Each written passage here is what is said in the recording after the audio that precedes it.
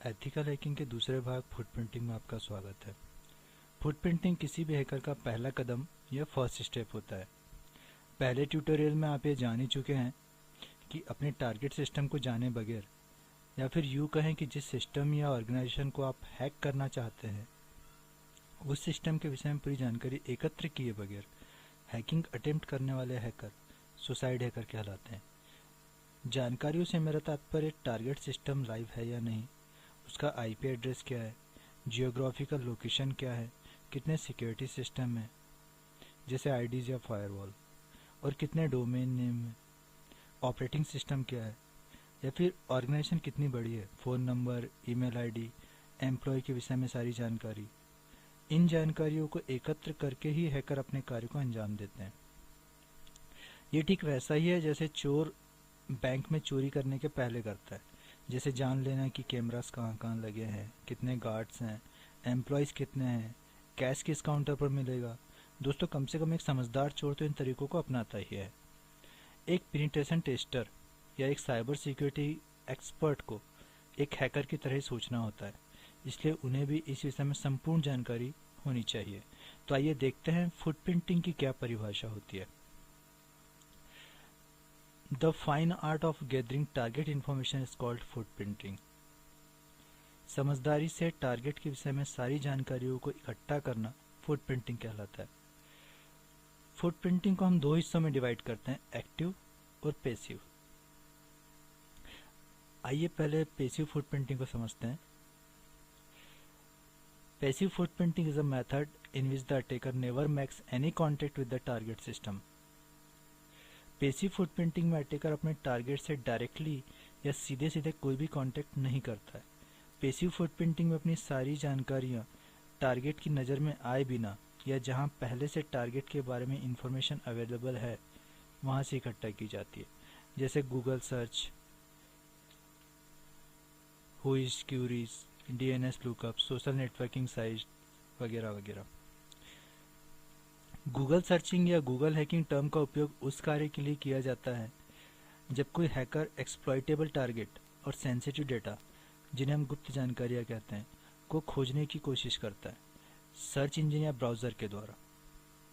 यद्यपि Google curies को block करके रखता है या फिर बहुत कोशिश करता है, पर सच तो यह है दोस्तों कि हैकर को गूगल डेटाबेस हैक करने से और हैक की गई वेबसाइट को या उनकी कमियों को या उनके लूप होल्स को, उनकी वल्नरेबिलिटीज़ को लॉन्च करने से नहीं रोक पाता है।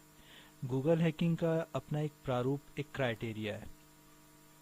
इसमें कुछ चयनित शब्दों का चयन होता है जिन्हें हम कीवर्ड्स कह सकते हैं, और इनका प्रयोग हम कॉलन के साथ करते हैं, जैसे in URL, in title, site, file type.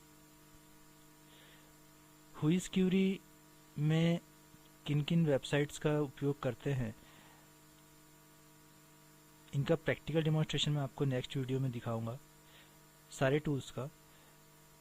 अभी हम देखते हैं कि इनमें कितनी उपयोगी जानकारी हमें प्राप्त होती है। हुइज क्यूरीज के द्वारा domain name registration, IP address, registration date, registration expiry date, owner का फ़ोन नंबर, ऑनर का email ID, address, owner name, location से सारी जानकारी हमें मिल जाती है। दोस्तों, सोशल नेटवर्किंग साइट पर आजकल अपनी डिटेल्स शेयर करना आम बात हो चुकी है। आप अपने प्रोफाइल में सारी डिटेल्स बिना सोचे समझे डाल देते हैं। फेवरेट मूवीज़ कौन सी है, फ़ोन नंबर क्या है, ईमेल आईडीज़ क्या है, location, pet name, pin code, father's name, mother's name, सारी डिटेल्स हमारी पहले से ही डली हुई होती हैं। जब कभी किसी हैकर को हमारे पासवर्ड्स को हैक करना होता है तो गेसिंग पासवर्ड अटैक में इन सारी जानकारियों का उपयोग करता है। तो मेरी सलाह है दोस्तों कि जब भी किसी सोशल नेटवर्किंग साइट्स पर अपनी डिटेल्स डालें तो उन्हें किसी और के साथ शेयर ना करें, प्राइवेट में रखें, लॉक करके रखें, या फिर ऐसी डिटेल्स डालें ही ना। एक्टिव फुटप्रिंटिंग में वेबसाइट मिररिंग, वेबसाइट्स को मिरर करना, ईमेल ट्रेसिंग और सर्वर वेरिफिकेशन आते हैं। Website mirroring, download all available content for offline analysis.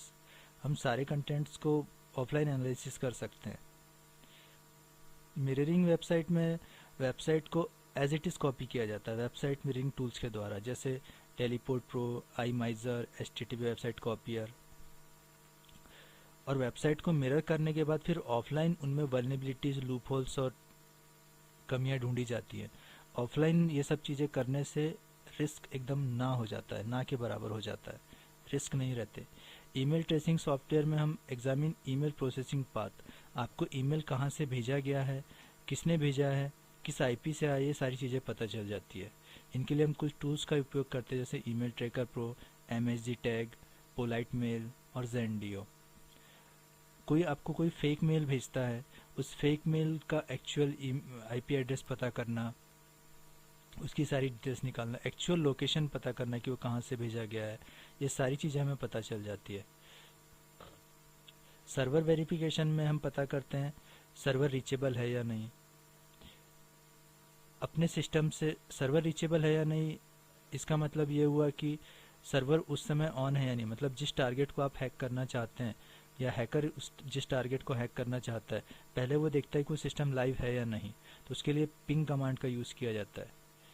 इनुमरेट network path from attacker to target,